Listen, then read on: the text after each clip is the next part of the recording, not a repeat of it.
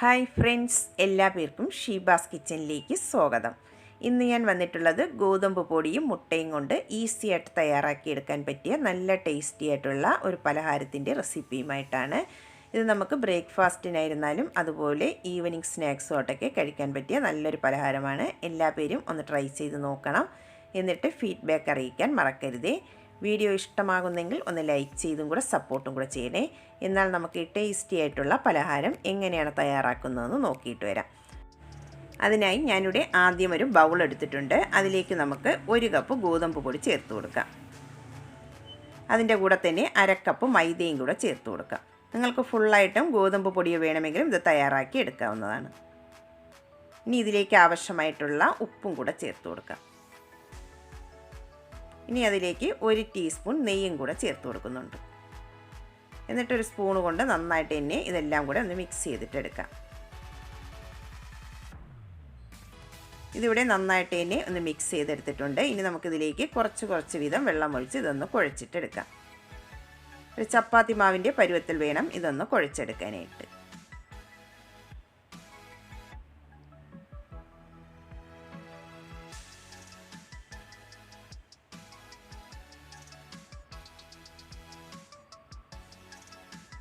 ഇതിവിടെ നന്നായിട്ട് തന്നെ ഒന്ന് കുഴച്ചെടുത്തിട്ടുണ്ട്.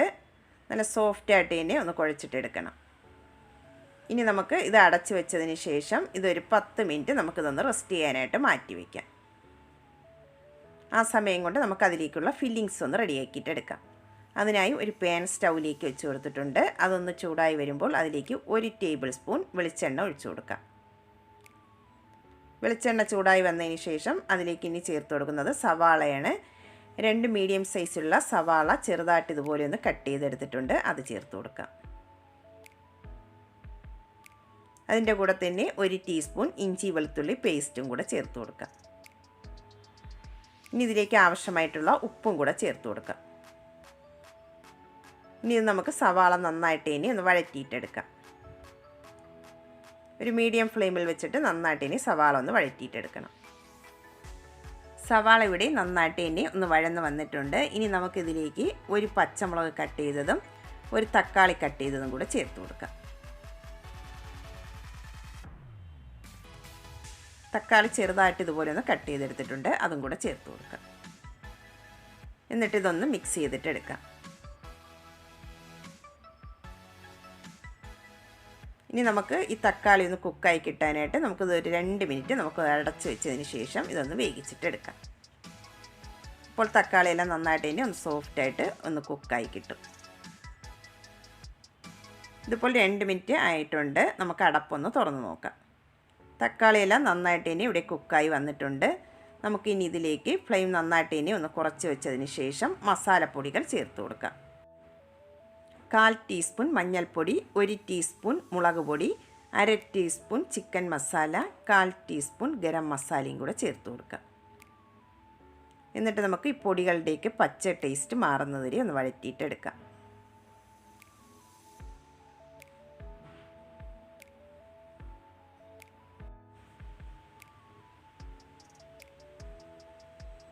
പൊടികളുടെയൊക്കെ പച്ച ടേസ്റ്റൊക്കെ ഒന്ന് മാറി വന്നിട്ടുണ്ട്. ഇനി നമുക്ക് മസാല ഒരു സൈഡിലേക്ക് ഒന്ന് മാറ്റി കൊടുക്കാം.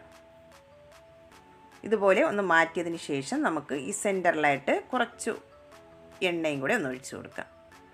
ഒരു 1 ടീസ്പൂൺ വെളിച്ചെണ്ണയും കൂടെ ഒന്ന് ഒഴിച്ചു കൊടുക്കാം.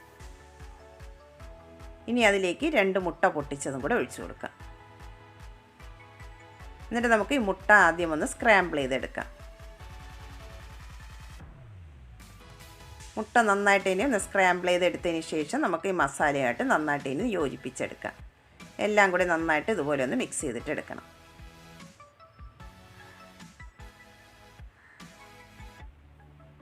മസാലയെല്ലാം നന്നായിട്ട് ഇനി ഒന്ന് മിക്സ് ചെയ്തെടുത്തിട്ടുണ്ട്. ഇനി ലാസ്റ്റ് അതിലേക്ക് കുറച്ച് മല്ലിയില കട്ട് ചെയ്തതും കൂടെ ചേർത്ത് കൊടുക്കാം. എന്നിട്ട് ഒന്നും കൂടെ എല്ലാം കൂടെ ഒന്ന് മിക്സ് ചെയ്തിട്ടെടുക്കാം. പലഹാരത്തിനുള്ള മസാല ഇവിടെ റെഡി ആയിട്ടുണ്ട്. നമുക്കിനി ഇത് കുറച്ചൊന്ന് തണുക്കാനായിട്ട് മാറ്റി വയ്ക്കാം. ഇനി നമുക്ക് നേരത്തെ മാവ് കുഴച്ച് വെച്ചിരുന്നത് അടപ്പൊന്ന് തുറന്ന് നോക്കാം. ഇതിവിടെ 10 മിനിറ്റ് ആയിട്ടുണ്ട്. നന്നായിട്ട് ഇനി സോഫ്റ്റായിട്ട് കിട്ടിയിട്ടുണ്ട്. ഇനി നമുക്ക് ചെറിയ ബോൾസുകളായിട്ട് ഒന്ന് ഉരുട്ടിയിട്ടെടുക്കാം. ഈ പൂരിക്കൊക്കെ തയ്യാറാക്കുന്നത് പോലെ ചെറിയ ബോൾസുകളായിട്ട് ഒന്ന് ഉരുട്ടിയെടുക്കാം.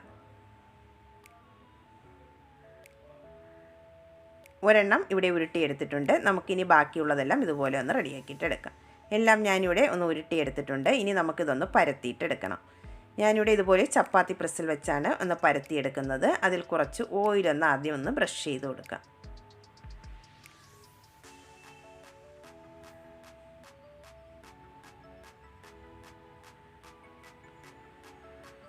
എന്നിട്ട് നമുക്ക് പൂരിക്കൊക്കെ പരത്തിയെടുക്കുന്നത് പോലെ ഒന്ന് പരത്തിയിട്ടെടുക്കാം. ഒരു ബോൾസ് അതിലേക്ക് വെച്ചതിന് ശേഷം ഒന്ന് പരത്തിയിട്ടെടുക്കാം. ഒരുപാട് തിന്നായിട്ട് പരത്തിയെടുക്കരുത്, കുറച്ചൊരു കട്ടിയോടുകൂടി വേണം പരത്തിയെടുക്കാനായിട്ട്.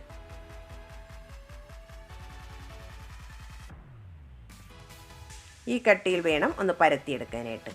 നമുക്കിനി ബാക്കിയുള്ളതെല്ലാം ഇതുപോലെ ഒന്ന് പരത്തിയിട്ടെടുക്കാം.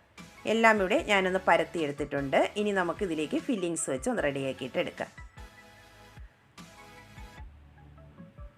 ആദ്യം ഒരെണ്ണം എടുത്ത് ഒരു പ്ലേറ്റിലേക്ക് വെച്ച് കൊടുക്കാം. അതിനുശേഷം നമുക്കതിലേക്ക് ഫില്ലിങ്സ് വെച്ച് കൊടുക്കാം. 2 സ്പൂൺ ഫില്ലിങ്സ് അതിലേക്ക് വെച്ച് കൊടുക്കാം.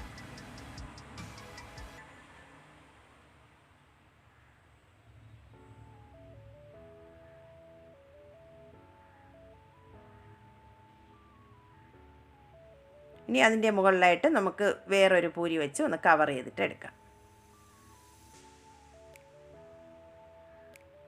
എന്നിട്ട് നന്നായിട്ട് സൈഡെല്ലാം ഇതുപോലെ ഒന്ന് കൈകൊണ്ട് ഒട്ടിച്ച് കൊടുക്കാം.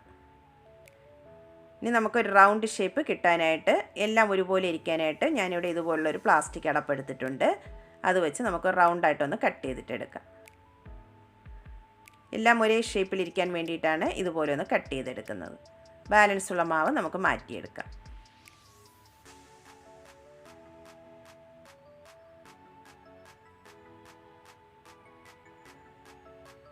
ഒരെണ്ണം ഒന്ന് കട്ട് ചെയ്തെടുത്തിട്ടുണ്ട്. നമുക്കിനി ബാക്കിയുള്ളതെല്ലാം ഇതുപോലെ ഒന്ന് റെഡിയാക്കിയിട്ട് എടുക്കാം. എല്ലാം ഞാനിവിടെ ഒന്ന് ഫില്ലിങ്സ് വെച്ച് റെഡിയാക്കി എടുത്തിട്ടുണ്ട്. ഇനി നമുക്കിതൊന്ന് ഫ്രൈ ചെയ്തിട്ട് എടുക്കണം. ഷാലോ ഫ്രൈ ആണ് ചെയ്തെടുക്കുന്നത്. അതിനായി ഒരു പാൻ സ്റ്റൗവിലേക്ക് വെച്ച് കൊടുത്തിട്ടുണ്ട്. അതിലേക്ക് നമുക്ക് 1 ടേബിൾ സ്പൂൺ ഓയിൽ ഒഴിച്ചു കൊടുക്കാം. ഓയിൽ നന്നായിട്ട് ഇനി ഒന്ന് ചൂടായി വന്നതിന് ശേഷം അതിലേക്ക് നമുക്ക് ഓരോന്നോരോന്നായി അതിലേക്ക് വെച്ച് കൊടുക്കാം.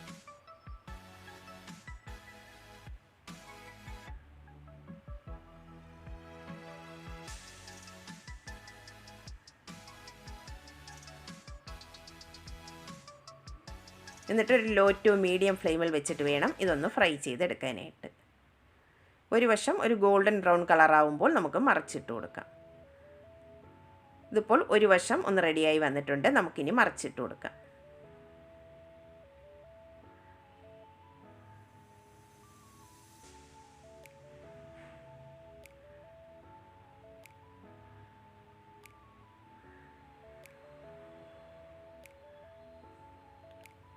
രണ്ട് വശവും ഇതുപോലെ ഒരു ഗോൾഡൻ ബ്രൗൺ കളർ ആവുന്നതുവരെ ഫ്രൈ ചെയ്തിട്ട് എടുക്കാം.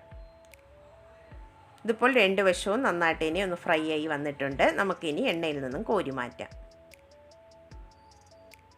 നല്ല ടേസ്റ്റിയും അതുപോലെ വളരെ ഈസി ആയിട്ട് തയ്യാറാക്കിയെടുക്കാൻ പറ്റിയ നല്ല പലഹാരമാണ്. എല്ലാവരും ഒന്ന് ട്രൈ ചെയ്ത് നോക്കണം. വീട്ടിലുള്ള വളരെ കുറഞ്ഞ ചേരുവകൾ തന്നെ മതിയാകും ഇത് തയ്യാറാക്കിയെടുക്കാനായിട്ട്. എല്ലാവരും ഒന്ന് ട്രൈ ചെയ്ത് നോക്കിയിട്ട് ഫീഡ്ബാക്ക് അറിയിക്കാൻ മറക്കരുതേ. വീഡിയോ ഇഷ്ടമാകുന്നെങ്കിൽ ഒന്ന് ലൈക്ക് ചെയ്തും കൂടെ സപ്പോർട്ടും കൂടെ ചെയ്യണേ. ഞാനിവിടെ എല്ലാം ഒന്ന് റെഡിയാക്കി എടുത്തിട്ടുണ്ട്. നല്ല ടേസ്റ്റാണ്. എല്ലാവരും ഒന്ന് ട്രൈ ചെയ്ത് നോക്കണം. ആദ്യമായിട്ട് കാണുന്നവരാണെങ്കിൽ പ്ലീസ് ഒന്ന് സബ്സ്ക്രൈബ് ചെയ്തുകൂടെ സപ്പോർട്ട് ചെയ്യണേ. പുതിയൊരു വീഡിയോയുമായി കാണുന്നത്